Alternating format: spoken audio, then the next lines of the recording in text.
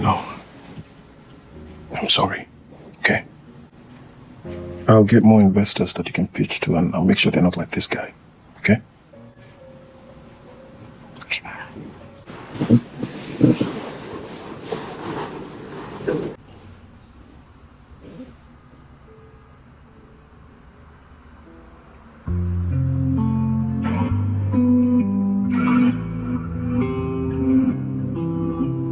Yo guys, it finally happened. I don't even know which song to sing.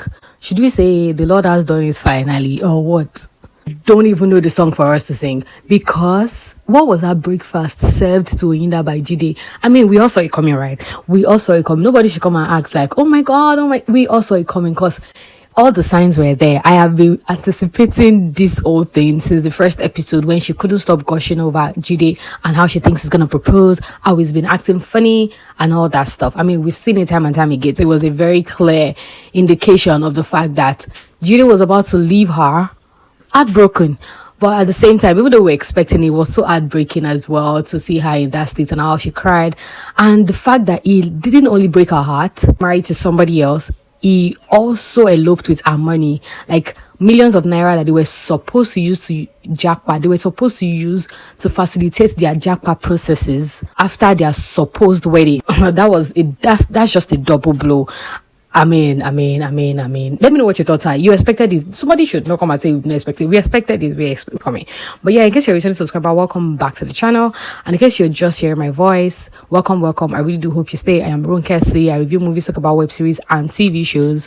Feel free to stick around with me, subscribe to the channel, like this video. It really, really does help a lot. And leave a comment in the comment section. Are you currently watching the series?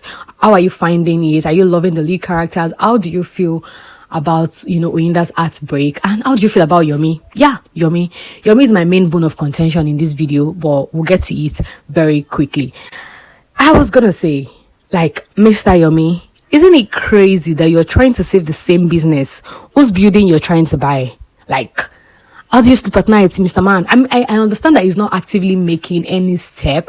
Let's even stop the dilly-dally. Let's go straight to the point. Like, he's making active steps, like he's getting close to her. Now I can't even decipher if he has true feelings for her, or he's trying to get into her life in order to soften her heart and make the request for the sales of the building easier. Like, I don't know, like, what do you guys think? Because right now, I just feel like if he really does like her, it was such a quick thing, and maybe it was the old building attachment that now is still the feelings growing and all that. But I know what I just said felt like a zigzag, but yeah, I hope it made sense. But I couldn't help but think that, Mr. Yomi, you're trying to save this business. You're helping her pitch to different investors, people that can donate to the business. You're helping her set up our pitch. You're inviting her over for rehearsals for her pitch. You're on video calls with her, putting her through and all that stuff. But plot twist, you're seeking to buy her building. You're interested in her building. Like, what's up, man? And not him trying to strip for Ella on the video call. I mean, we get that was a mistake, like, top, and he was trying to clean himself up and forgot that he was in the middle of a video call. So yeah, that was funny, but we understand that it was a mistake here. Do you know one thing that the character Yomi, the character Midday, and the character Aminu has in common? Charisma, so much money, wealthy family, and most importantly, deep connections. Because look at him saying, oh, I'm going to pull up this, I'm going to do this, or I can call this person, or, I have the details of the person you're going to be pitching to. I'm like, okay, Aminu X Yomi X Midday, we see you. But yeah, it was very interesting to see that similarity in his character as well, to see that similarities in all the characters we've seen him play. Not him asking this babe, I've still not gotten her name. I need to go to the end credit to look for this babe's name. That's Tomi Ojo's character.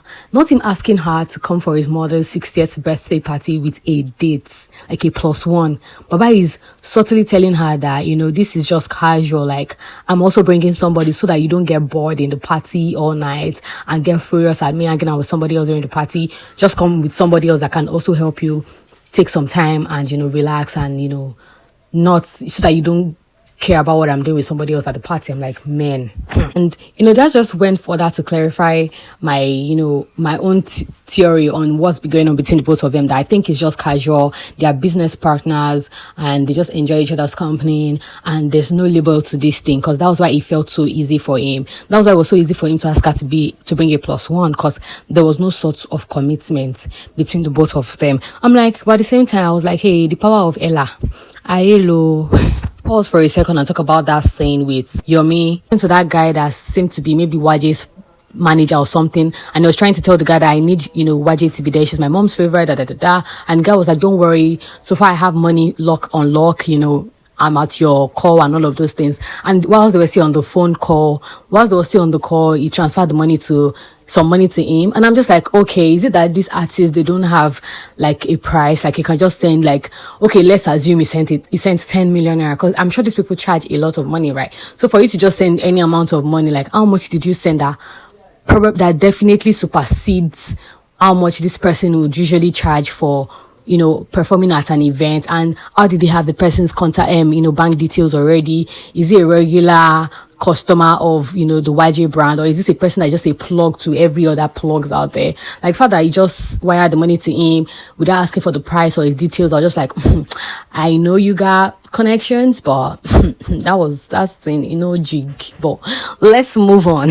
I can imagine the dagger piercing through Yomi's heart when she was telling him that, he got close to her in order to use her. He had a game plan when he was even getting with her in the first place, because how did he have it all mapped out? Stealing her money, making her fall in love with him, running away, and he had been married, all of those things. And I'm just like, guy, Ella, who did you dream about this? Because you're narrating your own situation. I mean, your soon to be situation to Yomi, who is actually the culprit. With his facial expression, that guy was so uncomfortable. Like, he felt like she was diagnosing him right there and there. It was so crazy. But I'm really interested in seeing what's going to happen next. He's going to act upon this whole building purchase, and I feel like he might not want to do it, but so many pressure from his brother and his father might push him to the point of no return. And who else is praying so much that this YG plug doesn't flop?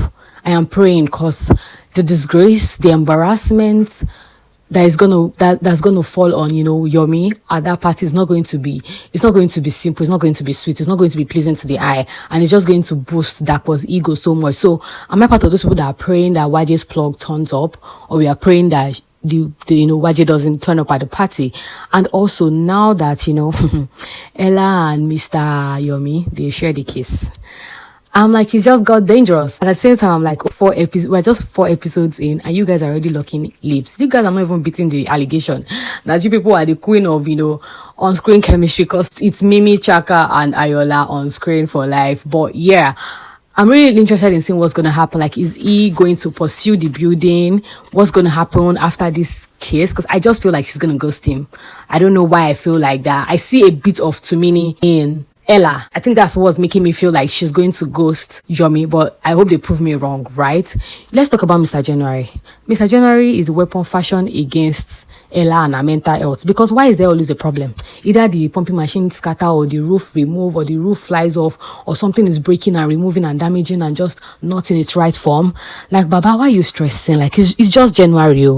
It's just January, Mr. January. Let the poor breathe. Like, let him breathe.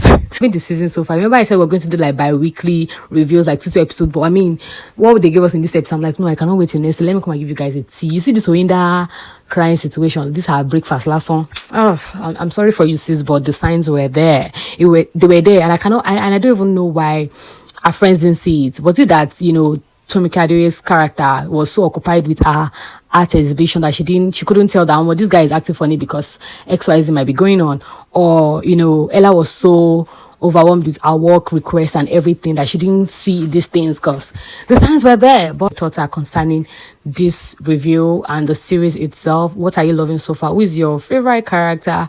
I know people are going to be rooting for Ella and Yomi, but let's still hear in the comment section. Like this video if you enjoyed watching, subscribe to the channel if you're yet to subscribe, and I love seeing my next video. Until then, make sure to remain happy, because you're with yourself. Bye guys.